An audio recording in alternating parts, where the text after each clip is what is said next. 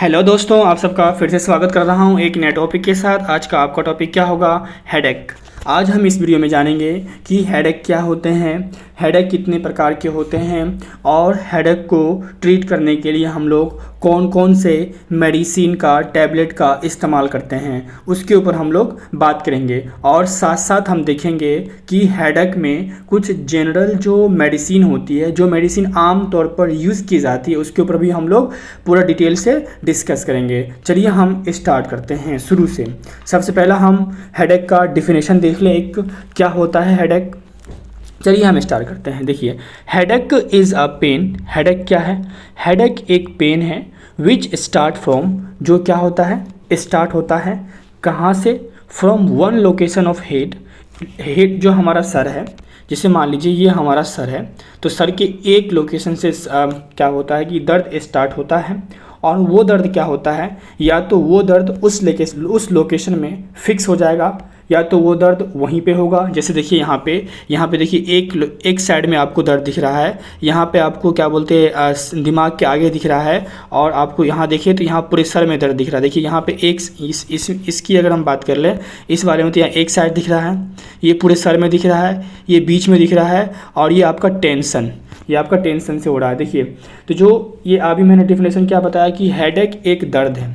Headache जो है एक दर्द है सर का, जो क्या होता है, स्टार्ट होता है हमारे सर के, जो हमारा मस्तिष्क है उसके एक हिस्से से दूसरे हिस्से तक वो फैल भी सकता है, और क्या बोलते हैं वहाँ पे वो फिक्स भी हो सकता है, जिसको हम लोग क्या कहते हैं, हेडेक कहते हैं। देखिए वही हिंदी में लिख रखे हैं कि सिर दर्द एक ऐसा दर्द है जो सिर पे एक स्थान से शुरू होता है, फिर ठीक भी हो सकता है, या सिर के विभिन्न हिस्सों तक फैल भी सकता है। इसको हम लोग क्या कहते हैं, हेडेक कहते हैं, सर का दर्द कहते हैं। ये क्लियर है? अब हम कुछ एक पॉइंट और देख लेते हैं इसमें। दूसरा पॉइंट क्या है हमारा, सम। जो हमारा some time headache start both side of the head.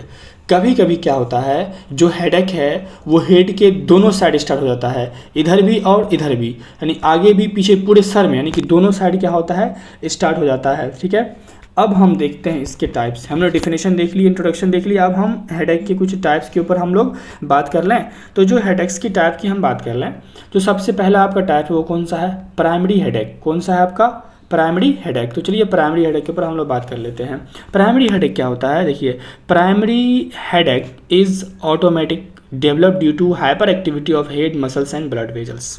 ठीक है, जो प्राइमरी हेडेक है वो क्यों होता है, वो क्या कब होता है, जब हम अपने मसल से या हेड से क्या होता है कि हम कोई हाइपर एक्टिविटी करते हैं, कोई मेहनत का काम, कोई ज़्यादा मेहनत वाला काम करते हैं, जिससे कि क्या होता है हमारा बॉडी के मसल्स के ऊपर इफेक्ट पड़ता है, जो हमारा ब्लड वेजल्स है वो उसके ऊपर भी इफेक्ट पड़ता है, जिसकी वजह से क्या होता है, हमें हेडेक होता है। वही मैंने हिंदी में लिख दिया है कि प्राथमिक सिर दर्द की मांसपेशियों और रक्त वाहिनियों के अतिरिक्त अतिक्रिया के कारण स्वचालित रूप से विकसित होता है। मतलब कि जैसे कि जो हमारा हेड मसल्स है, जो हमारे जो मस्तिष्क का जो मसल्स मांसपेशी है, उस पर ज़्यादा हाइपर एक्टिविटी लगती है। उसके बाद जो हमारा ब्लड वेजल्स है उस पर ज़्यादा प्रेशर लगता है, जिसकी वजह से क्या होता है, हमें प्राइमरी हेडेक होता है। क्लियर है? अब हम नेक्स्ट देखते हैं। It is due to changes of chemical activity of brain.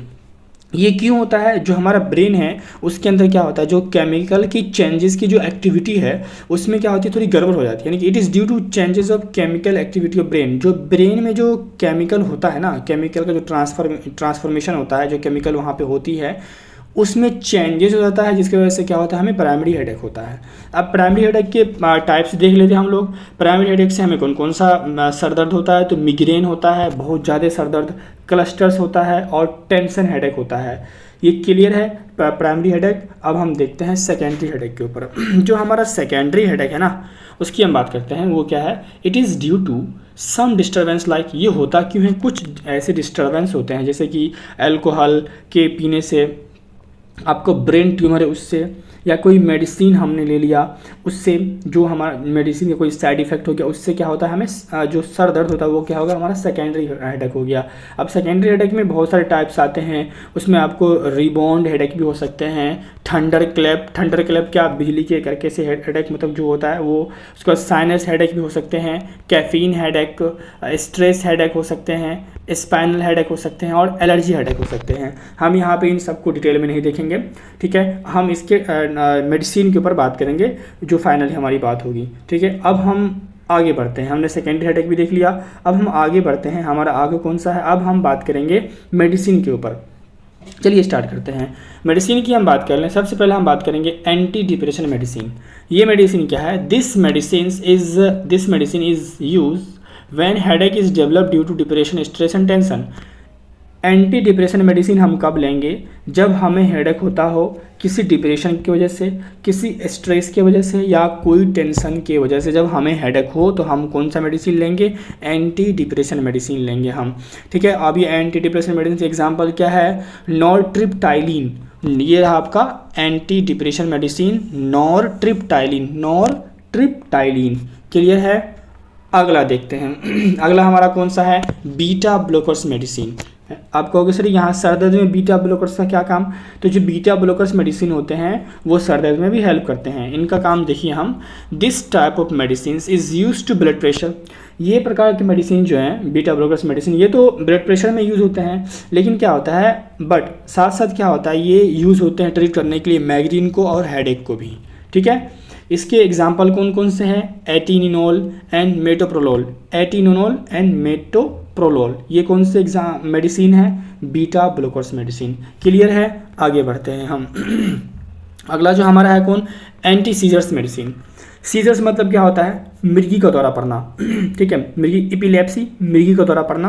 तो मिर्गी को रोकने के लिए हम लोग कौन कौन से मेडिसिन का यूज़ करते हैं उसके ऊपर हम बात करेंगे। This type of medicine also use for trade chronic migraine. ये मेडिसिन किस में यूज होते हैं, ट्रेड क्रोनिक माइग्रेन में होते हैं, जो सिंपल सीजर्स में होते हैं।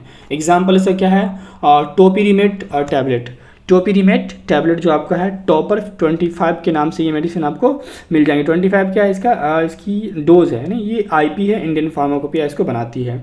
नेक्स्ट के ऊपर हम बात कर लें। अब हम देखेंगे, हमने अभी कुछ स्पेशली केस के लिए स्पेशल मेडिसिन के ऊपर पढ़ा हमने कि मिग्रेन में कौन यूज़ करते हैं हम लोग, सेकेंडरी के लिए कौन सा है, प्राइमरी के लिए कौन सा है। अब हम देखेंगे हमारे कुछ जो जनरल मेडिसिन होते हैं, जिसको सर दर्द होता है डॉक्टर दे देते हैं, उसको ये नहीं पूछते कि क्या आपको बीच में दर्द हो रहा है, क्या आपको क्लस्टर दर्द हो रहा है, क्या मिग्रेन दर्द हो रहा है, वो नहीं पूछते हैं, सिर्फ वो सर दर्द तक गोटी दे देते हैं। उसमें कौन कौन से हैं, सबसे पहला आपका कौन सा है, कालपोल टैबलेट।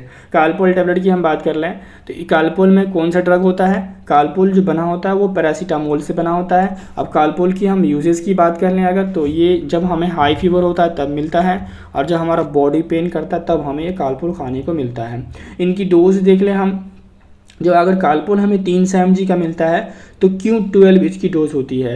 देन अब Q12H क्या है, तो Q12H मतलब होता है हर 12 घंटे बाद। Q12H मतलब हर 12 घंटे के बाद हमें ये टैबलेट लेनी होगी। 500 mg की बात करें उसमें भी उसका वही डोज है, 600 mg में वही डोज है। अगला मेडिसिन देख लेते हैं हम। अगला मेडिसिन आपको कौन सा है, डिस्प्रिन।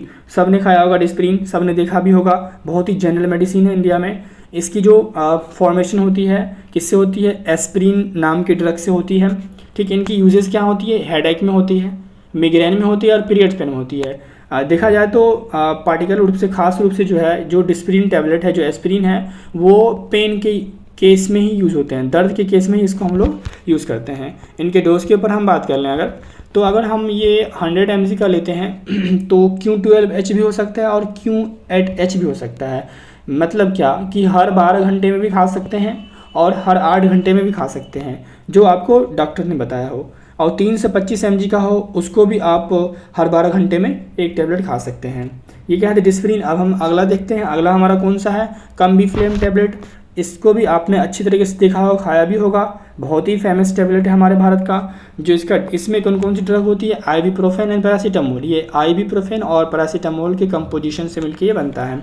इनकी यूजेस देख लें, इनकी यूजेस बहुत है। जब जॉइंट पेन होता है तब, मिग्रेन में, हेडेक में और पीरियड पेन में। इसको भी कह सकते हैं जो पार्टिकुलर रूप से जो है, ये भी क्या है, दर्द के लिए ही ये कम्बीफ्लेम टैबलेट हम यूज़ करते हैं। बहुत ही प्रसिद्ध टैबलेट है भारत के अंदर। अब हम जब लास्ट टैबलेट के ऊपर बात करें वो कौन सा है, डायनापार टैबलेट। आपने इसको भी देखा होगा। ये सब मैं एक जनरल मेडिसिन के ऊपर बात कर रहा हूँ, जो कि हर मेडिसिन स्टोर पे आपको मिल जाएंगे, मेडिकल स्टोर पे।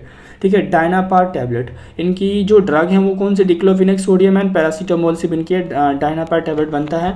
यूजेस की बात कर ले हम तो बैक पेन में यूज़ करते हैं, आफ्टर सर्जरी और हेडेक। ये भी क्या है, पेन के केस में यूज़ करते हैं। इनकी डोज देख लें, अगर ये 50 mg का आता है तो हम 12 घंटे हर 12 घंटे में एक टेबलेट ले सकते हैं। 75 mg का भी वही डोज है और 100 mg का भी वही डोज है। हर प्रत्येक 12 घंटे में एक टेबलेट हम खा सकते हैं। तो ये थे आज के लेक्चर। मैं उम्मीद कर सकता हूँ कि ये वीडियो आपके लिए हेल्पफुल होगा।